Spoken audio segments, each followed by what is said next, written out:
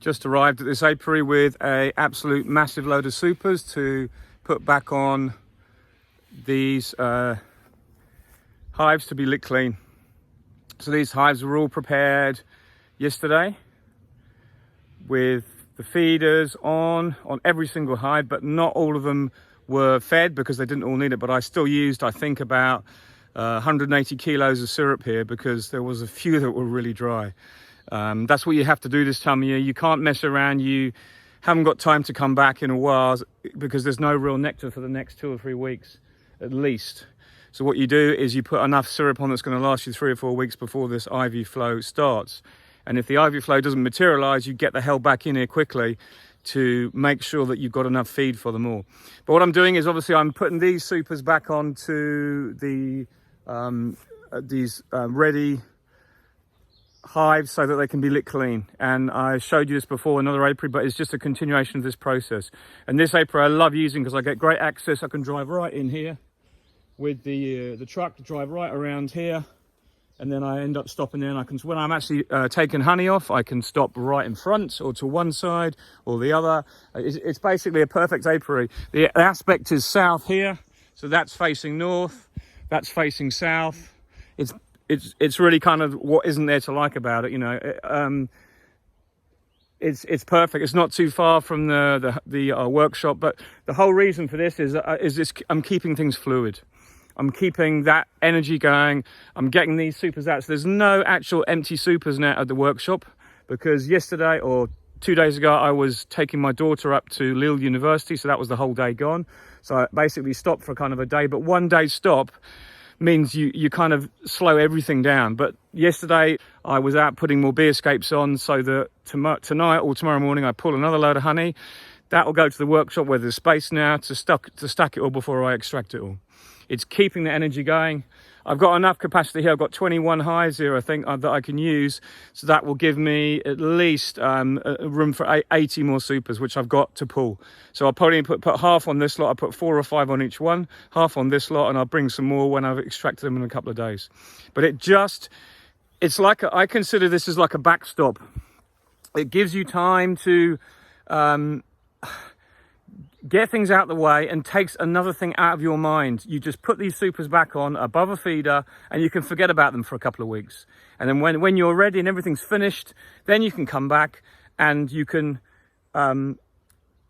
process those supers. We've actually got a lot that are on 10 still. So I'm actually going to convert a lot of my supers to 8s because we've got a lot of drawn frames now, which is great. And it's just getting that balance. Obviously the 8s are much more productive to us because the extraction of 8s is much easier than it is the extraction of 10s, and it's quicker, and you get more honey per box and less frames, so it's less work. So it's in our interest to continually keep our 8s strong and just use the 10s to build up frames that we had to clean out. But saying that, I've had quite a bit of pollen in some of the frames, so I've had to put those one side to one side, and I'm going to clean them out this side of the year. Because I've got a little bit more time, I'm going to try and do everything that I've always wanted to do properly and just make that effort. Just get it done, get a list going, and do those things on the list and work down it. So let's get these on, and then that'll be it for this morning. But then this afternoon I'm out putting more bee escapes on the last 3 apiaries, and I was surprised yesterday there was more honey than I thought, so things are looking up. The overall feeling of the honey harvest, it's not a good harvest, but I've still got more than I had last year despite all my winter losses, so I'm absolutely thrilled to bits. It's given me that excitement, that energy. It lifts up your whole enthusiasm for this job, and I never wane on it, but sometimes when you've been working your socks off and you had a really hot period, you do get a bit, you know, perturbed because things don't go well. But after seeing these hives, after seeing everything looking so great, and then having a lot of honey as well, it just is like the icing on the cake, you know.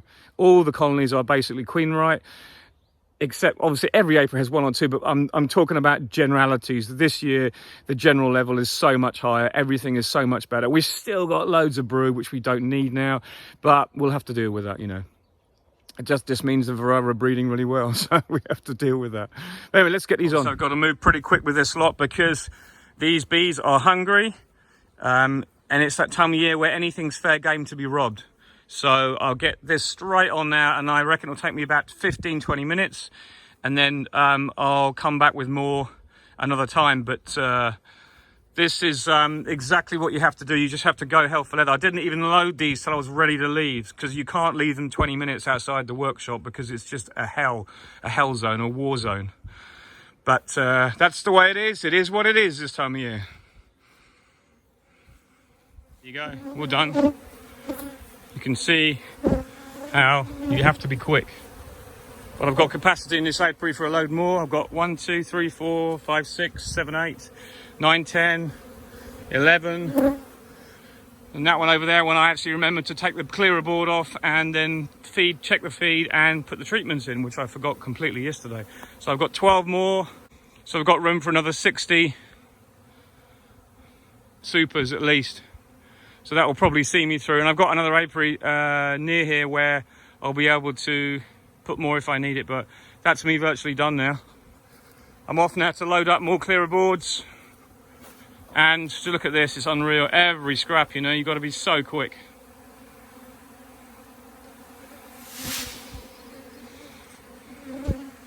On to the next one.